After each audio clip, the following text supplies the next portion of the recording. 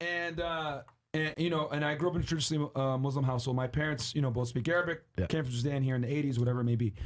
So obviously, I see the world a certain way. You know, with men being men, women being women. And I notice in a lot of your Tate speeches and everything else like that, me and you have very similar ideals when it comes to the way we view the world and Islam, women, etc. And you know, I know that you did a big part of your, I guess, growing up in England, the UK, Luton to be exact, right? And very big Muslim population. What are some big takeaways you took from living with Muslims, seeing the lifestyle, seeing the religion? Cool. What's your take on that? Right. So 3 points again. I always have 3 points. If you have a problem with feminism, Islam will fix it. If you have a problem with your wife not obeying you, Islam will fix it. Islam fixes a lot of the problems that men are currently facing. The problems we're discussing on this show, Islam fixes all of them, right? That's the first thing about Islam. And I'm not a Muslim, right? If I had to choose a religion, I would, because I live in an Orthodox Christian country, I go to the Orthodox Christian church. I donate $20,000 a month to the church in the country I live in. The church in Romania is very powerful, and I like having church friends. So I give them a lot of money, right?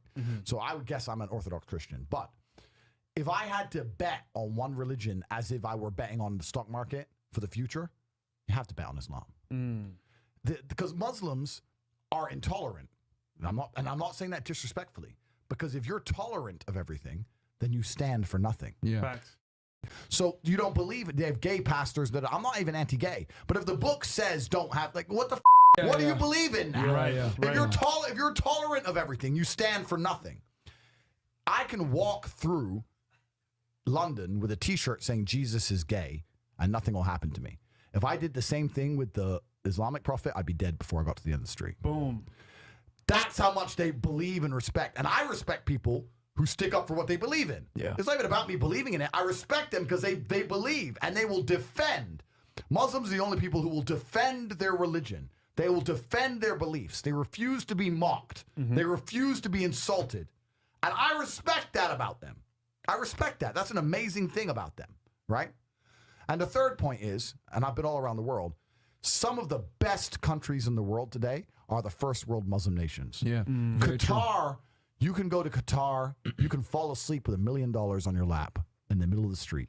Nothing's going to happen to you. Saudi Arabia as well. You can go to Saudi, nothing will happen to you. You can go to Dubai, UAE, nothing's going to happen to you. They leave their cars parked with the keys inside. It's so safe. Wow. It's so safe. Women, everyone's married. Every woman obeys her husband. Every single woman has 4, 5, 6 kids. Big families. All the things we're talking about, all the problems we have here, right? They've got none of that. None of it. Because of Islam. Islam keeps society in the role where women obey their man. Women have children.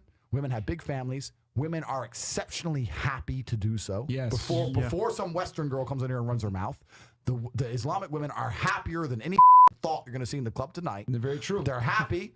Society is functioning. Their population is growing, because in most Western countries, the population is declining. Tim Cass was talking about it today. I was talking. We were two people have one kid. Doesn't work.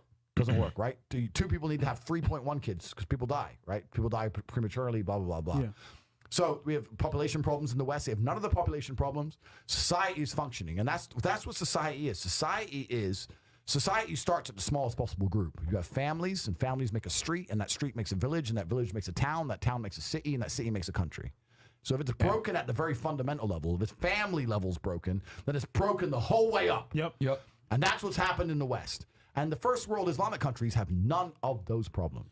So if you're going to talk about a belief system that fixes issues, you need to go to Islam. And I will say this that will fix everything. And look, I'm not Muslim, but half my family is Christian, half is Muslim. Sorry to say this, the half that's Christian, they're all divorced. The half that's Muslim, they're still married, hella kids, and they're happy. The wives do serve their husband. The kids understand the roles, and generally they're happy. You're right on that, 100%. So I just have absolute, even though I wouldn't identify as Muslim, I have absolute respect for the ideology, respect for the mentality, respect for the warrior aspect of it. I respect it. They don't play. They don't play. You can't insult their but you can insult the church all day. You can make fun of it. There's a show on Netflix about a gay Jesus. That's a joke, right? Ha, ha, ha. And what do the Christians do? Nothing. Christianity is a dead religion.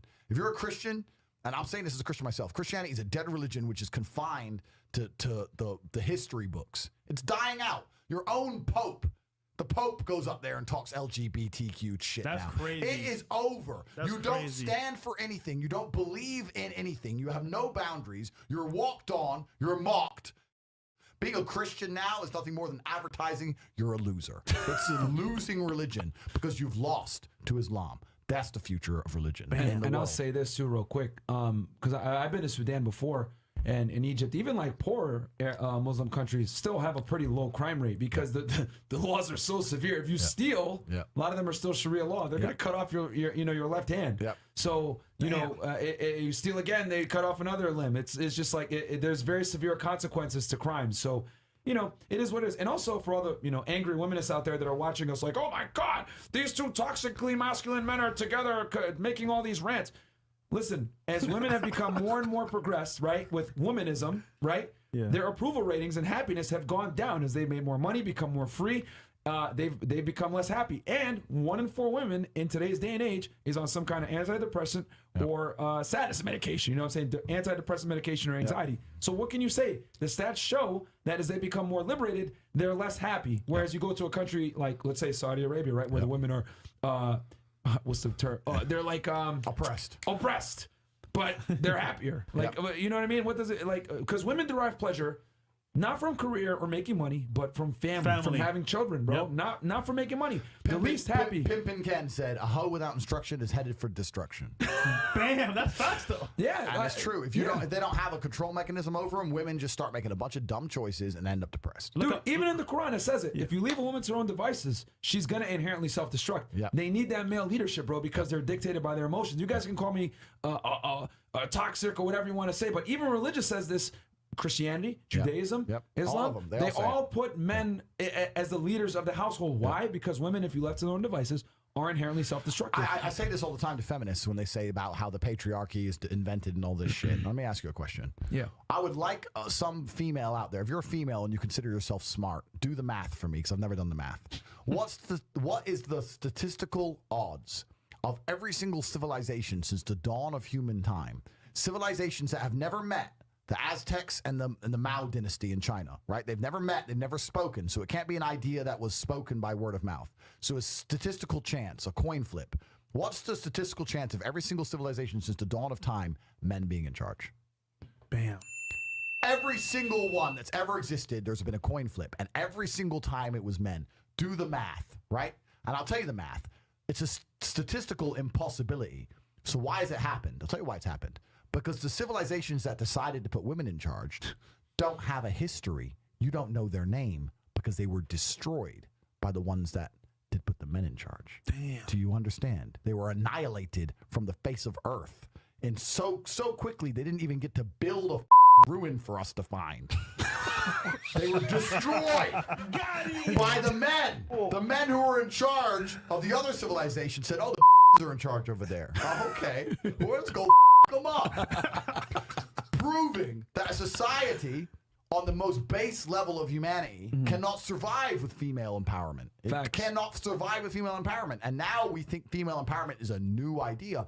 It's been tried by a bunch of civilizations, but they're all gone. In my humble opinion, I think this female empowerment and this path that we're going on is going to destroy America, honestly. Yeah. Well, female empowerment is statistically proven, once again, that it leads to women being less happy and being on medication, birth rates declining because women don't derive pleasure from money. Let's keep it a stack.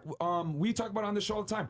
What is the least happy demographic of human being in the United States? Oof. I'll tell you guys, a woman over 40 years old making $100,000 a year without children. So it's statistically proven women derive pleasure more from having children and having families. Now, I know what they're going to say. Well, you guys shouldn't say men are better than women. Oh my God, you guys are misogynists. How dare you? No, we're not saying men are better than women. What we are saying, however, is that men are better at certain things that tend to lead to, let's see, leadership in a civilization. That's not to say men are better than women. Both parts are needed. But to sit there and say, you know, a female-run civilization is going to work, it ain't. It's not. We have roles to play, and if we all play our roles efficiently, then life is beautiful. And if we all try and do the other shit, if you took your steering wheel off your car and tried to make it your tire, right? and you put your tire as your steering wheel, the car will limp along a little bit, like the West does now. But after a while, the other societies in the world where their shit's in the right place, like China and the Middle East, etc., are just going to surpass you in the race. And that's what's happening now in real time. The future of the world is no longer American power. The future of the world is Chinese power. We all know that. Dude, right? and China, they have banned, guys, I saw this the other day. All this shit. They banned womanism. Oh. I want to say the F word, but you guys know what I'm saying. I don't want to get it flagged. This is already going to get suppressed in the YouTube algorithm. Guys, they've banned womanism type stuff in China. Why? Think about that for a second. The men lead. I'll tell you why. They ban rap. No. Tell because us. if you're in China and you're thinking like the Chinese do, because the Chinese are extremely intelligent, and what the Chinese Facts. are, they're like ant people. We all work together for the good of the ant. For the bees. We work together for the good of the hive. Chinese are very, very smart like that.